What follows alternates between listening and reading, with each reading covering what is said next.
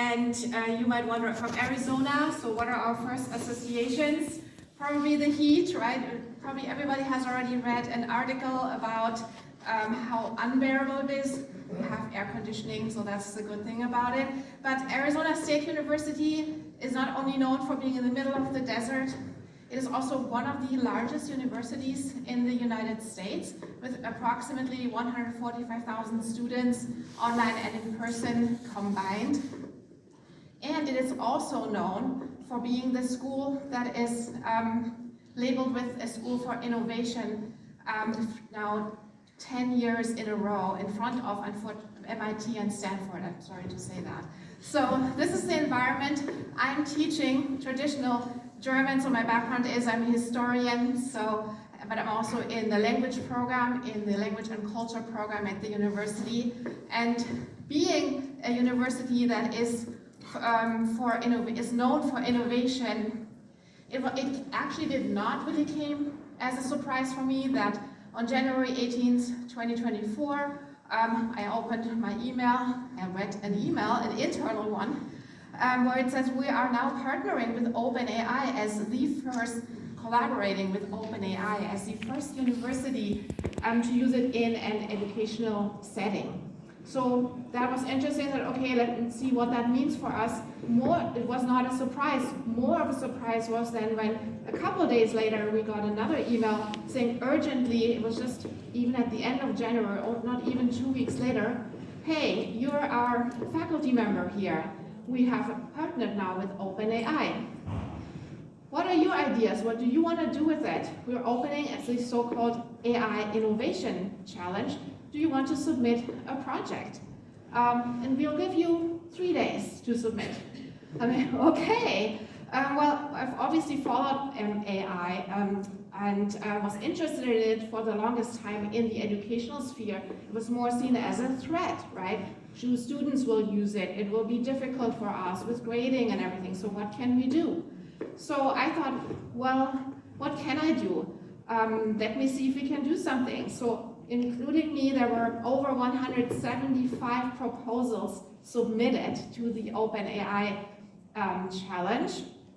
And 49 of them were already in teaching and learning. And I said this one was one of them, because what did I think? And we were asked, because of all the trepidations there were, to do it in a way that follows the principles that we have developed at our school called principled innovation. So yeah, that we're not just doing new for the sake of new, but that we're doing it in an ethical framework. So for me, as being a language educator, as one of my roles, I said, so what can I do? What can AI do? Obviously, I do not want to replace myself, yeah, or my colleagues, but what is it that I cannot deliver at the moment that my students desperately need? And we are one of the leading universities of online courses, and I actually teach them myself. We've already been using Zoom and other tools before, even COVID, so we were well prepared. But one thing that I always even feel kind of bad for my students about is that they do not have the amount of speaking practice that my in-person students have, or even when you have full immersion. So the main thing that I thought was lacking is I wish my students could practice German more in an environment that matches their level.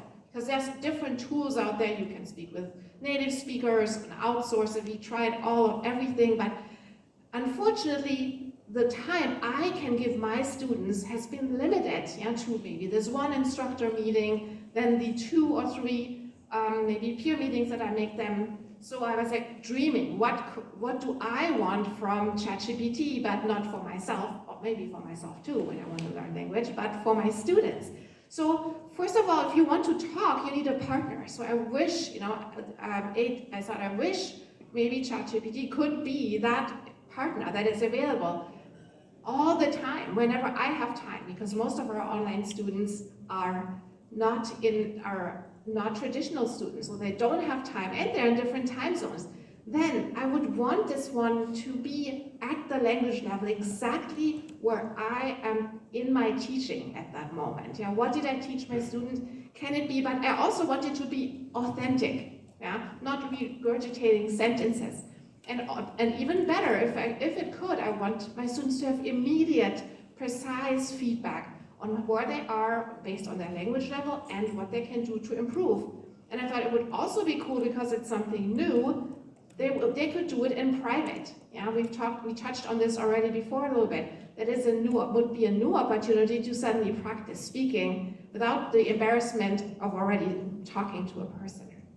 So I suggested to create what I called Language Buddy, yeah, as a tool for learning languages in an asynchronous learning environment. Yeah? So we tried it out. It was really just a small group, me and the tech people in our language department, and we realized, that now it's almost common knowledge that we can do voice chat. I mean, it's really now old news. And then from there, we fed it with our materials and created Language Buddy. ChatGPT Voice can now facilitate real-time conversational speech between the person and the AI. An assistant teaching professor of German at ASU has developed a custom GPT called Language Buddy to offer personalized language learning practice anytime, anywhere. The custom GPT offers a series of prompts to facilitate beginner to intermediate conversation practice in German. Hallo, ich heiße Benedikt. Hallo Benedikt, woher kommst du? Ich komme aus Ratingen in der Nähe von Düsseldorf in Deutschland. Das ist beeindruckend, dass du so viele Sprachen gelernt hast. Hast du ein Lieblingshobby? Ja, ich gehe gerne klettern, sowohl Indoor-Klettern als auch in der Natur. Oh, das klingt toll. Kletterst du oft in New York? Language Buddy provides students with real-time conversations at their level and provides a transcript of the conversation to their professor to provide additional feedback.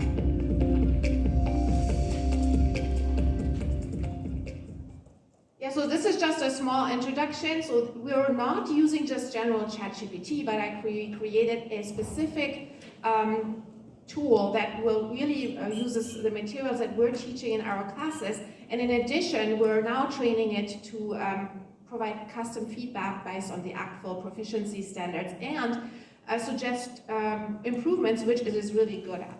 So the question is, I really like it, but who am I? It's for my students, right? So we asked them in a preliminary survey, what do they like about it? First of all, they like the availability. So we really hit one goal. They like the privacy of speaking practice, but also improvement of speaking and the authenticity of conversations above all the other reasons. So it was really what I was trying to achieve, we were already doing. Being able to have Language Buddy when I couldn't meet with other students was really beneficial. It provided context and the ability to speak with somebody in a way that might be like a native speaker or at least someone on my same skill level. That's Jackson Wood. He was in my summer class and he's back in my class again. And he really had a lot of reservations in the beginning about AI, and now he really loves it and is one of them who really promotes it. Are you interested in doing it in future courses? Or maybe it was okay, but we don't need it. Let's say yes and maybe. So at least more than half said yes, and with maybe we're at around 80% interest in the use of the tool.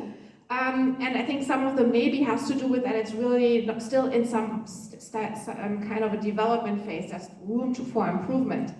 So because people thought it was extremely helpful to hear how German is naturally used in conversation, which was one of our main goals, to have a natural speaking partner.